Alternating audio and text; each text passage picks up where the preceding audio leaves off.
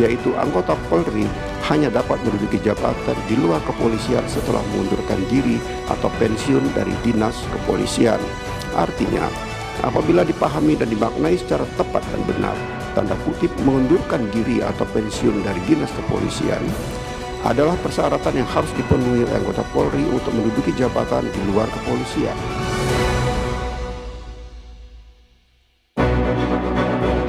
Mahkamah Konstitusi atau MK memutuskan anggota polisi aktif dilarang menduduki jabatan sipil. Larangan ini dikuatkan usai MK mengabulkan gugatan terhadap Undang-Undang Nomor 2 Tahun 2002 tentang Kepolisian Republik Indonesia. Mahkamah Konstitusi menegaskan frasa atau tidak berdasarkan penugasan dari Kapolri yang termuat dalam penjelasan pasal 28 ayat 3 Undang-Undang Polri tak lagi memiliki kekuatan hukum mengikat.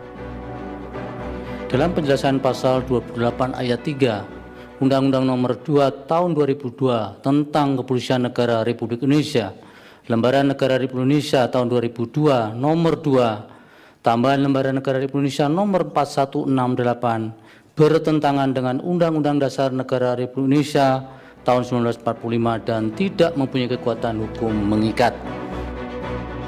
Menteri Hukum Supratman Andi Aktas menilai putusan MK bersifat final dan mengikat.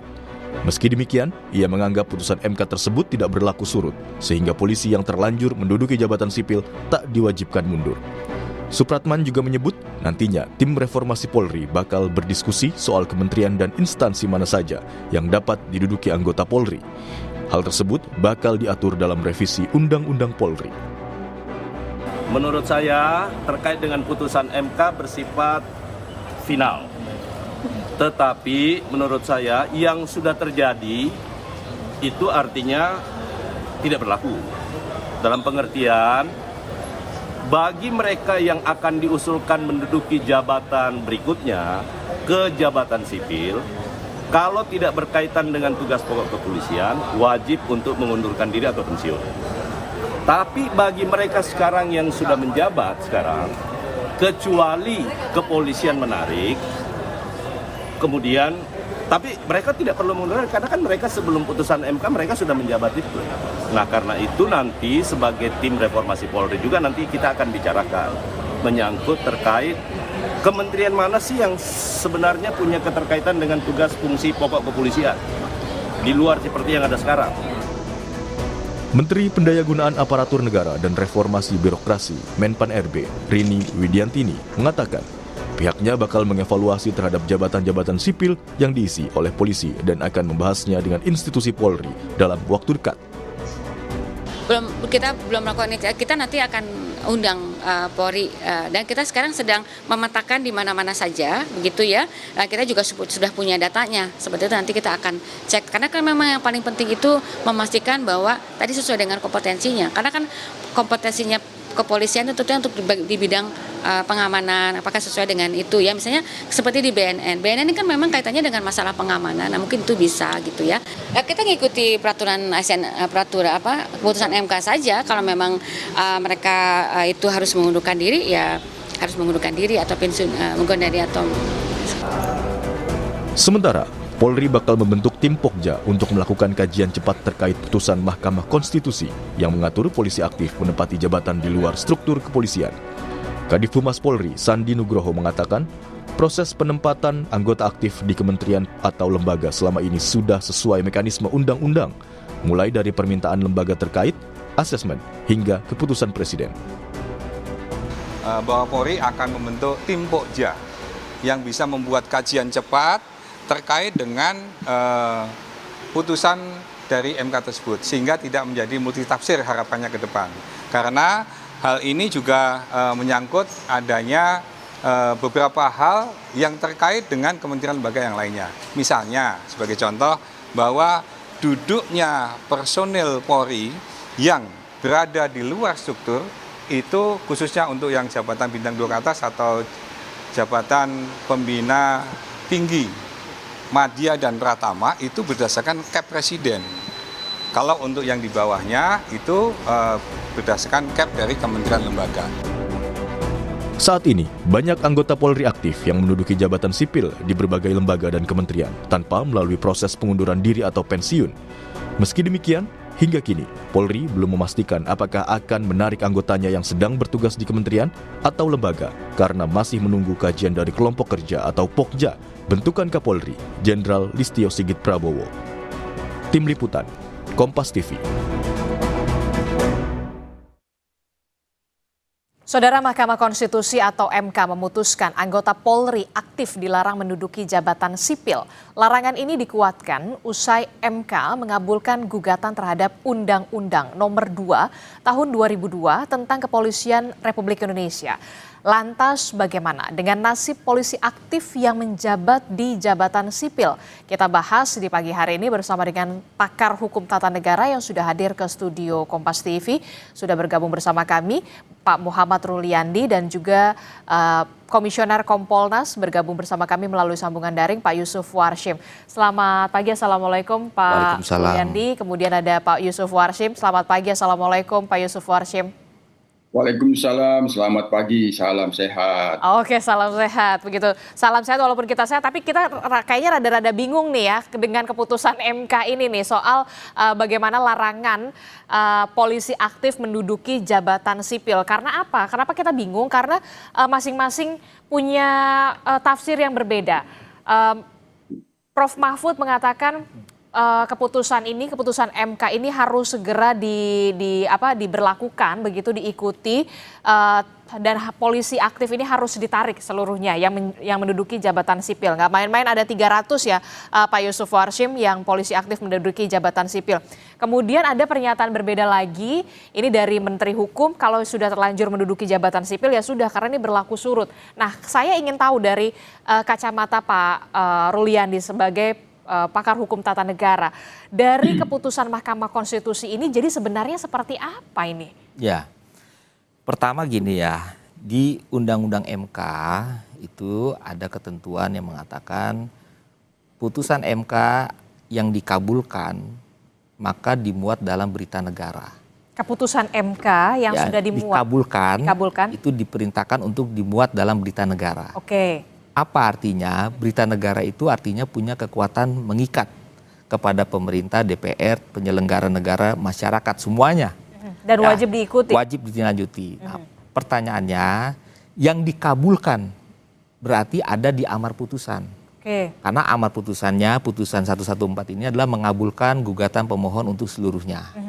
Menyatakan frase dalam penjelasan ya, pasal 28 ayat 3, sepanjang frase atau tidak berdasarkan dengan penugasan Kapolri dinyatakan bertentangan dengan Undang-Undang 45. Kemudian memerintahkan untuk mencabut pasal tersebut kan gitu. Tidak ada perintah untuk Polri harus mengundurkan diri. Tidak ada di amar putusan itu? Tidak ada. Nah, sekarang kita analisa pasal 28 ayat 3 itu penjelasannya yang diuji oleh MK itu ngomongin apa? Itu kan kembali ke batang tubuh pasal 28 itu. Ada 3 ayat di sana. Ayat 1 mengatakan Polri tidak boleh berpolitik praktis. Ya. Polri tidak boleh berpolitik praktis. Ya, itu sudah jelas. Ayat itu 1. Jabatan politik praktis. Ya. Kepala daerah. Betul. DPR. Betul. Menteri. Ya, gubernur, bupati, wali kota. Ayat 2-nya ya, ayat 2-nya itu adalah Polri tidak punya hak memilih dan dipilih. Nah, ayat 3-nya mengatakan Polri bisa menduduki jabatan di luar struktur Polri, ya kan, dengan syarat dia mengundurkan diri atau pensiun. Nah, yang di dalam penjelasan itu katakan yang dimaksud dengan jabatan di luar struktur Polri adalah jabatan yang tidak punya sangkut pautnya dengan Polri. Berarti tidak ada hubungannya dengan Polri, tidak ada kaitannya dengan tugas Polri. Nah, makanya disebut jabatan politik praktis. Tadi menteri, DPR, gubernur, bupati, wali kota. Tidak boleh diisi oleh anggota Polri, harus mundur. Nah, jadi konteks penjelasan pasal 28 ayat 3 itu ya ke sana. Nah, bagaimana dengan halnya jabatan-jabatan sipil di luar itu ya, kementerian lembaga yang bisa diisi oleh Polri, maka dikembalikan kepada Undang-Undang Polri.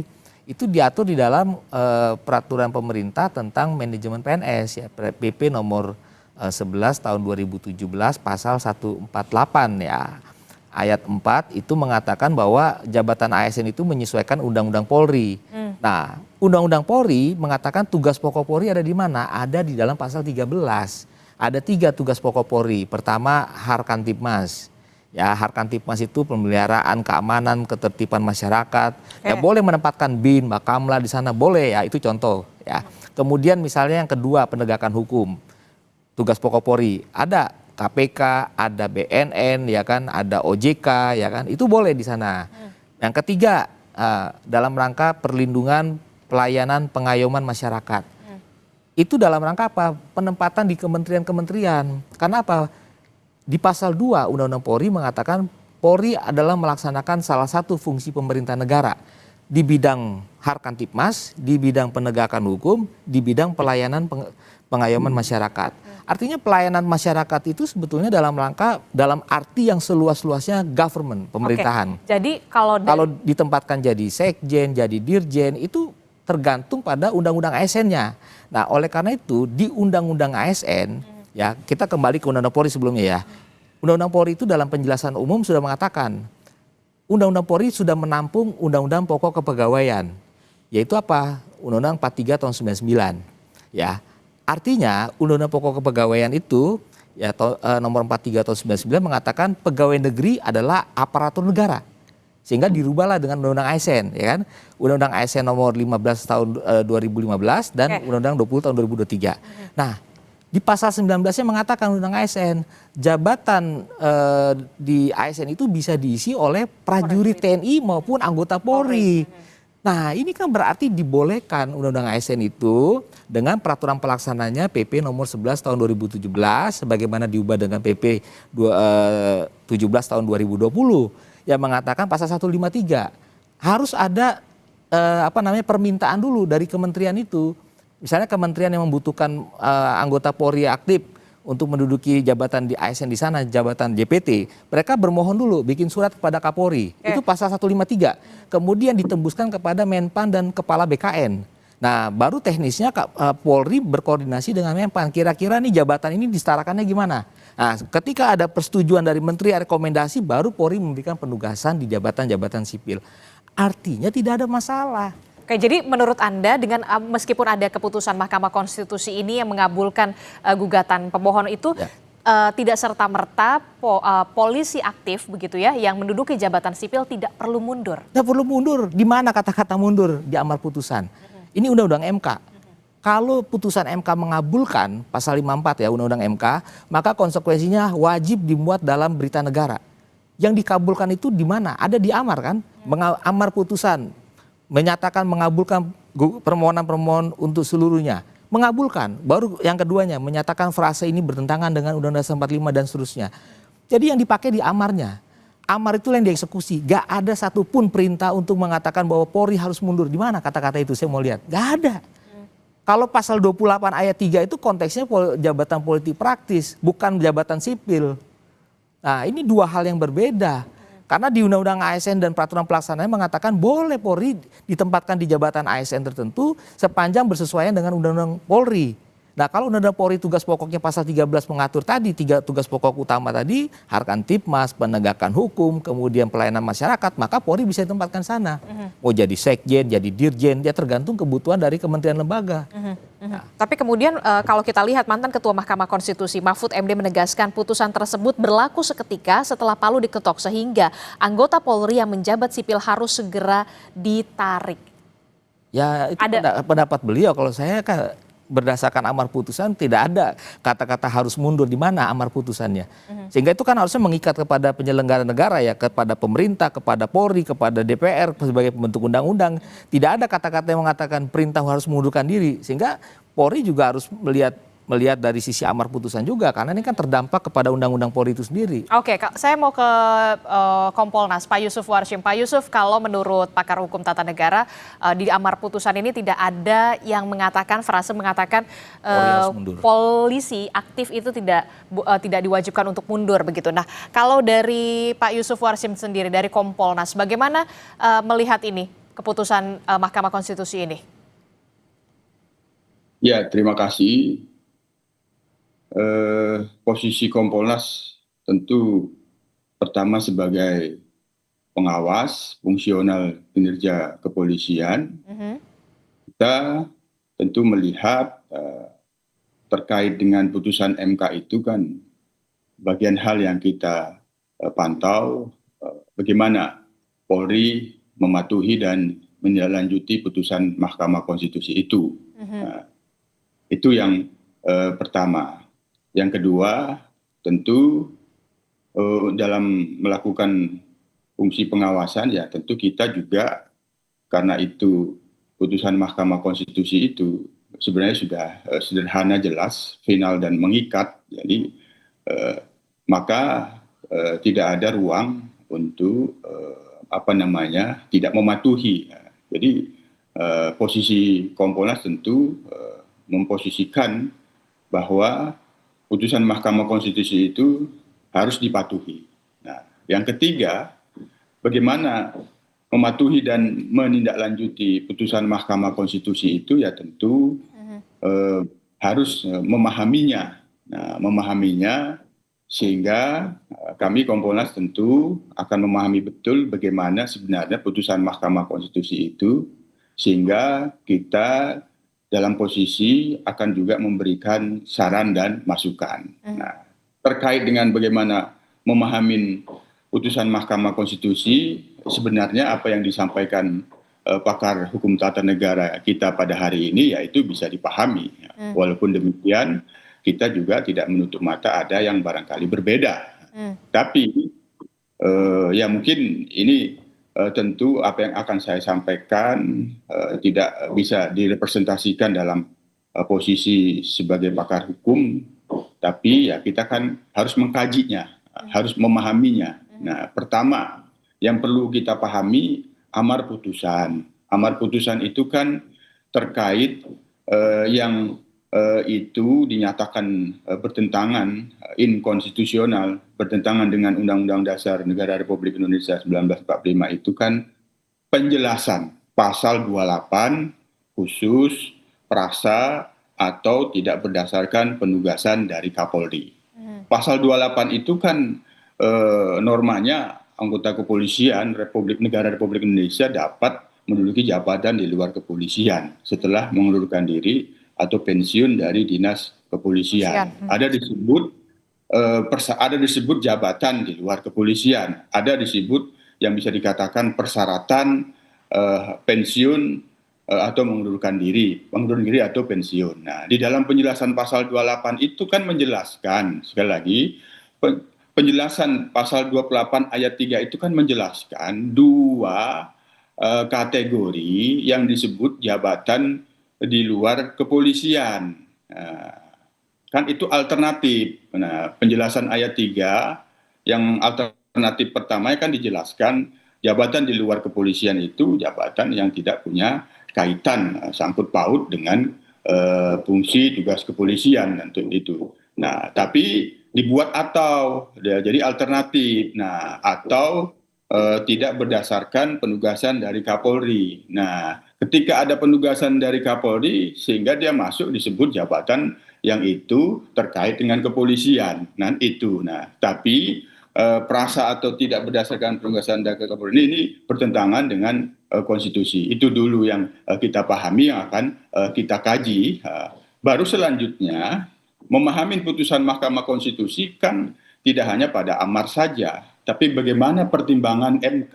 Karena pertimbangan MK itulah yang akan melihat bagaimana argumentasi alasan hukum MK menyatakan prasa atau tidak berdasarkan penugasan dari Kapolri itu bertentangan dengan Undang-Undang Dasar. Nah, tentu dalam hal ini kita memahami, sementara kita bisa mengkaji pasal 28 ayat 3 itu, apakah mengundurkan diri atau tidak. Nah, disebut di dalam penjelasannya kan setelah dinyatakan bertentangan tidak berdasarkan penugasan dari Kapolri itu, maka penjelasannya cuma satu, yaitu jabatan di luar kepolisian itu jabatan yang tidak punya kaitan, tidak sangkut paut dengan kepolisian. Nah, cuma satu, itu saja. Nah, oleh karena itu, ini yang kita kaji di halaman 180 di pertimbangan Mahkamah Konstitusi. Di putusan itu disebutkan oleh Mahkamah Konstitusi, Mahkamah perlu menegaskan jabatan yang mengharuskan anggota Polri mengundurkan diri atau pensiun dari dinas kepolisian adalah jabatan yang tidak mempunyai sangkut paut dengan kepolisian. Nah, dengan merujuk Undang-Undang Nomor 20 Tahun 2003 tentang ASN, dan jabatan tersebut disebutkan di dalam pasal 13, ada jabatan manajerial dan ada jabatan non-manajerial. Di dalam Undang-Undang ASN sendiri ada jabatan tertentu yang itu dapat diisi dari anggota TNI dan anggota Polri. Terkait dengan bagaimana pelaksanaan pengisian jabatan dari anggota TNI dan anggota Polri, tadi sudah disebut itu peraturan-peraturan pemerintah yang disebut oleh pakar hukum tata negara tadi. Salah satunya PP nomor 17 ya, tahun 2011 tahun 2020 ya. PP nomor 17 tahun 2020. Nah, di situ mensyaratkan pengisiannya itu tidak suka-suka Polri. Ada permintaan, karena pengisian jabatan tertentu itu kan mekanismenya permintaan dari instansi pusat, itu di pusat. Nah, jabatan tertentu di dalam penjelasan, kalau di dalam pertimbangan MK ini sebenarnya dimaksud. Nah, sekali lagi ini yang harus dikaji dan dipahami sehingga nanti Kompolnas kami memberikan saran dan masukan. Seiring ini juga dari pihak Polri kan terlihat itu sebenarnya substansinya pasti mematuhi putusan Mahkamah Konstitusi, dan bagaimana mematuhi dan menindaklanjuti kita pantau membentuk kelompok kajian ya. Barangkali yang harus dikaji itu kan terkait dengan jabatan-jabatan yang itu tidak punya kaitan dengan jabatan dengan kepolisian, dengan fungsi tugas dan kepolisian. Oleh karena itu tentu menindaklanjuti dan mematuhi putusan Mahkamah Konstitusi ini tidak melibatkan instansi lain. Salah satunya adalah Kementerian Pan-RB. Itu juga perlu mendapatkan posisi jelas, karena pengisian jabatan yang dari anggota TNI dan anggota Polri itu sesungguhnya diatur di peraturan pemerintah. Namun inilah yang sekali lagi kita akan memberikan saran dan masukan, akan memberikan kajian, sementara kita bisa menyampaikan sesungguhnya berdasarkan, sekali lagi, ini kan yang tertulis, berdasarkan pertimbangan Mahkamah Konstitusi di halaman 180, Mahkamah perlu menegaskan jabatan yang mengharuskan anggota Polri mengundurkan diri atau pensiun dari dinas kepolisian adalah jabatan yang tidak mempunyai sangkut paut dengan kepolisian. Ini ya juga harus dikaji dan dipahami. Walaupun terkait dengan amar itu menyatakan perasa tidak berdasarkan penugasan dari KPN itu bertentangan dengan Undang-Undang Dasar, tapi memahami putusan MK itu tentu juga memahami bagaimana pertimbangan MK di dalam memberikan putusan tersebut. Oke, saya mau ke Pak Ruliandi. Pak Ruliandi, berarti kalau misalkan menurut statement Anda seperti itu, keputusan MK tidak berimplikasi apapun dong dengan Polri saat ini gitu? Ya. Jadi putusan MK itu tidak berimplikasi terhadap penugasan jabatan sipil Polri di kementerian lembaga. Ya, karena dengan adanya putusan MK maupun tidak ada putusan MK sekalipun itu tidak memberikan dampak apapun. Karena pasal 28 ayat 3 konteksnya itu adalah sebetulnya yang dipahami oleh pembentuk undang-undang Polri pada saat itu mengkhawatirkan Polri jangan terlibat dalam politik praktis ya, termasuk pasal 28 itu sebetulnya satu nafas ya dengan ayat sebelumnya, pasal 28 ayat 3 tadi ya, dengan ayat 2, dengan ayat 1, sehingga kita bisa pahami apa sebetulnya original intent maksud pembentuk undang-undang menormakan pasal 28 ayat 3 tadi, bahwa Polri kalau mau duduk di jabatan instansi di luar itu harus mengundurkan diri atau pensiun. Nah, ternyata di penjelasan itu diperketat. Ya udah, itu yang tidak ada sangkut pautnya dengan Polri. Makanya tidak ada sangkut pautnya dengan Polri, atau tadi kan alternatif ya, atau tidak berdasarkan penugasan Kapolri. Itu sudah benar sebetulnya. Ya nggak mungkin kan Kapolri menugaskan anggotanya jadi menteri, jadi anggota DPR. Kan itu jabatan politik praktis semua. Nah, itu implementasi contohnya adalah waktu Pak Kapolrinya Pak Tito itu masih ada masa dinas ya. Kemudian kan ada permintaan dari Presiden Jokowi untuk diminta sebagai Menteri Dalam Negeri. Beliau langsung mundur sebagai Kapolri. Nah, itu implementasi pasal 28 ayat 3 untuk jabatan politik praktis. Jadi tanpa ada putusan MK sekalipun tidak ada masalah. Dengan adanya putusan MK pun juga tidak ada masalah mengenai penugasan Polri aktif di jabatan sipil sepanjang Undang-Undang ASN tidak pernah dibatalkan oleh MK atau dirubah oleh pembentuk undang-undang. Kecuali Undang-Undang ASN itu kemudian diuji materi kalian lagi? Ya, itu lain lagi. Kalau diuji materi, objeknya adalah Undang-Undang ASN. Ya, Undang-Undang ASN itu baru bisa menjelaskan apakah kedudukan itu berpengaruh tidak dengan kepolisian, kan itu korelasinya di sana. Tapi hari itu yang diuji oleh MK adalah Undang-Undang Polri sebetulnya. Nah, Undang-Undang Polri sendiri di dalam penjelasan umum sudah menampung Undang-Undang Kepegawaian. Nah, artinya ini Undang-Undang Kepegawaian adalah bagian dari Undang-Undang ASN ya. Kita kan sekarang mengenal dengan istilah Undang-Undang ASN. Oke, jadi menurut Anda seharusnya MK ini lebih detail lagi untuk memasukkan amar putusan atau seperti apa? Jangan sampai kemudian semua orang ini multitafsir, semuanya jadi bingung. Ya, di dalam hukum acara manapun, termasuk tadi saya koreksi ya, saya meralat bukan pasal 54, pasal 57. Undang-Undang MK mengatakan putusan MK yang mengabulkan permohonan itu dimuat dalam berita negara. Jadi yang dieksekusi adalah amar putusan. Yang dilaksanakan adalah amar putusan. Kenapa amar putusan itu isinya menyatakan mengabulkan permohonan. Kan judulnya gitu pasal 54 Undang-Undang MK. Jadi jangan lari dari amar putusan. Harusnya kalau mau jelas. Bukan pertimbangannya. Jangan pertimbangannya yang bermacam-macam pokok-pokok pikiran para hakim-hakim itu kemudian sejalan tidak dengan amarnya kan begitu kan. Nah tadi kan ada bagian konteks tertentu yang sejalan dengan amar dan mengenai jabatan-jabatan sipil itu. Tapi kalau misalnya tidak sejalan maka yang dipakai adalah amarnya. Gitu. Oke, saya terakhir ke Pak Yusuf. Pak Yusuf terkait dengan kita masih menunggu bagaimana pertimbangan ataupun keputusan Pokja akan seperti apa. Bagaimana kemudian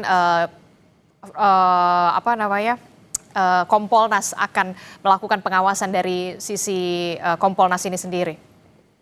Iya, tentu kami tegaskan sekali lagi ya posisi Kompolnas tentu mendorong kepolisian, Polri ya mematuhi putusan MK. Hanya bagaimana mematuhi dan menindaklanjuti memang itu kita memang perlu mendudukkan pemahaman yang tepat sesuai dengan yang dimaksud oleh putusan MK. Yang salah satunya memang kita perlu membuat kajian yang itu memahami betul bagaimana amar dan pertimbangan. Tadi sebenarnya sudah ditegaskan oleh MK. Saya ulangin lagi bahwa di pertimbangan MK itu cukup tegas itu. Mahkamah perlu menegaskan jabatan yang mengharuskan anggota Polri mengundurkan diri atau pensiun. Ini kan tafsirnya MK terhadap pasal 28 ayat 3. Mengharuskan diri mengundurkan diri yang tidak mempunyai sangkut paut. Nah, oleh karena itu PR yang selanjutnya tentu melihat ini jabatan-jabatan yang itu dipastikan tidak punya sangkut paut. Dan ini PR kita juga apabila nantinya ada kekosongan hukum untuk membuat jabatan-jabatan mana. Nah, tapi di Undang-Undang ASN disebut itu jabatan tertentu. Di Undang-Undang nomor 20 tahun 2023 itu kan jabatan tertentu. Oleh karena itu ini ada PR selanjutnya yang ini tentu perlu ada pengaturan ketentuan peraturan perundang-undangan yang jelas dan tegas. Jabatan-jabatan mana yang itu menurut peraturan perundang-undangan yang bukan atau tidak punya sangkut paut dengan kepolisian. Tugas-tugas kepolisian, tupoksi kepolisian. Yang perlu menjadi PR kita selanjutnya. Putusan MK sudah tegas, yang tidak punya sangkut paut dia mengundurkan diri atau pensiun. Oke, jadi jabatan yang tidak ada sangkut pautnya dengan tupoksi kepolisian. Ya. Ini harus kemudian didetailkan lagi. Betul. Jadi pasal 13 Undang-Undang Polri kan mengatur tugas pokok Polri ya. Kemudian tidak lepas juga dengan pasal 14, selain tugas pokok Polri ada tugas-tugas lain Polri. Nah, tugas pokok Polri itu memang diperintahkan di dalam pasal 148 ayat 4 PP nomor 11 tahun 2017 tentang manajemen pegawai negeri sipil tadi. Bahwa jabatan ASN itu bisa diisi dengan menyesuaikan Undang-Undang Polri. Nah, Undang-Undang Polri itu yang mana yang mengatur tugas-tugas pokok tadi ya, atau yang mengatur sangkut pautnya dengan Polri ya, pasal 13, pasal 14 tentu dengan pasal 2. Polri adalah salah satu fungsi pemerintahan yang menjalankan Harkantipmas, penegakan hukum, pelayanan, perlindungan, pengayoman masyarakat. Nah, itu yang diimplementasikan dalam kementerian lembaga yang meminta anggota Polri untuk ditugaskan di jabatan sipil. Oke, nanti kita akan lihat bagaimana ke depannya soal keputusan MK ini, bagaimana pemerintah untuk bisa polisi dalam tanda petik begitu ya untuk bisa memberlakukan ini dan mengikuti putusan ini. Terima kasih Pak Muhammad Ruliani telah bergabung bersama kami. Kemudian ada Pak Yusuf Warshim, Komisioner Kompolnas juga telah bergabung bersama kami. Sehat selalu Bapak-Bapak. Assalamualaikum. Selamat